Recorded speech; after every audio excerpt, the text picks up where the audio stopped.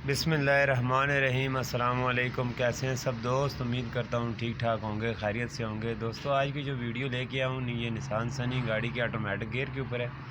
एक रिसेंटली गाड़ी मेरे पास आई थी निसान सनी।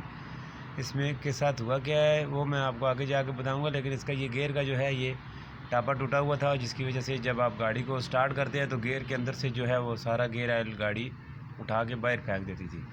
तो नीचे मतलब आप गियर में ऑयल पूरा करें तो तकरीबन 2 मिनट में गियर पूरा खाली हो जाता था। जब मैंने खोला है, इसको देखा है, तो इसका ये इस जगह से गियर का जो फ्रंट वाला टापा है ये क्रैक था। तो फिर इसको खोल के मैंने रिपेयर किया। आज की वीडियो इसके ऊपर है।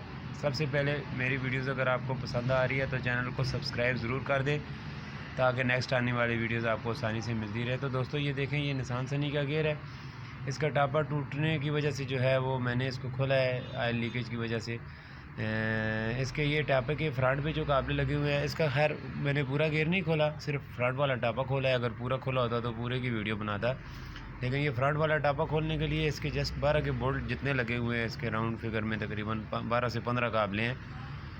ये सारे खोल के, और ये ऑयल वाली स्टिक है, इसको लाजमी काम के दौरान आपने क्लोज़ करना है। अगर इस तरह ये खुली पोजीशन में रहेगी तो कोई चीज़ इसके अंदर जा भी सकती है, जिसकी वजह से बाद में बड़ा नुकसान हो सकता है। इसके जो जितने भी घेरे के काबले हैं, ये देखिए, इसको मैंने कवर कर दिया है। ये इस तरह से इसको कवर करना ज़रूरी है ताकि इसके अंदर कचरा न जाए। तो इसके ये जितने भी ये राउंड काबले हैं घेरे के, ये सारे खोलने के बाद और इसकी स्पीड मीटर सेंसर बाहर निकालने के बाद जो है वो ये टापा आसानी से बाहर आ जाएगा, जैसे कि आपको वीडियो में मैं दिखाऊंगा। ये देखें, ये VSS व्हीकल स्पीड सेंसर है जो गियर के अंदर लगा होता है, जो कि आपके किलोमीटर जो मीटर होता है स्पीड वाला, उसको ऑपरेट करता है। गाड़ी की कितनी स्पीड है ये गियर से सेंस करके मीटर को बताता है। तो इसको भी निकालना ज़रूरी है, वरना ये डैमेज हो सकता है।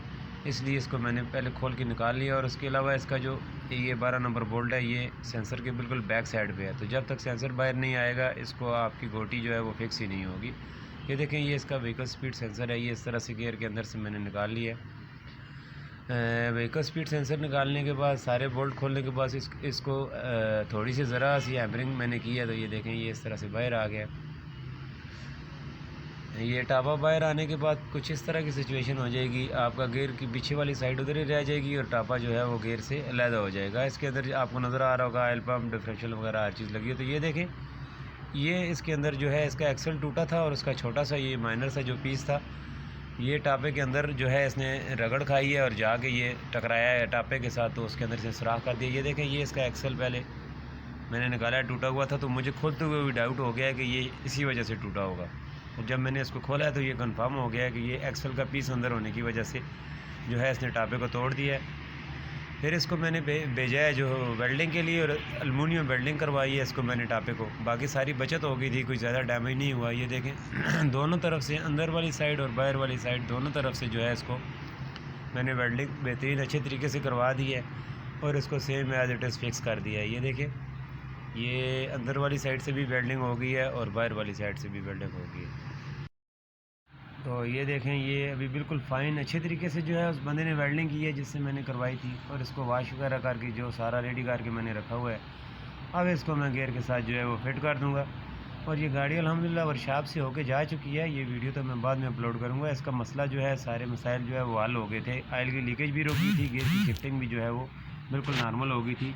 जब इसकी जो है लीकिंग के दौरान इसकी गियर की शिफ्टिंग जो है नॉर्मल नहीं थी, बहुत ज़्यादा जर्क लेके गाड़ी गियर चेंज कर रही थी।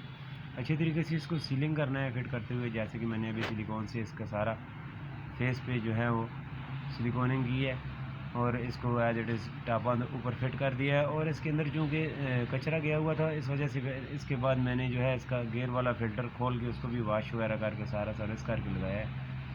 इस तरह से देखिए, टापे को ऊपर बिठाना है और काबले लगाने हैं। और इसके अलावा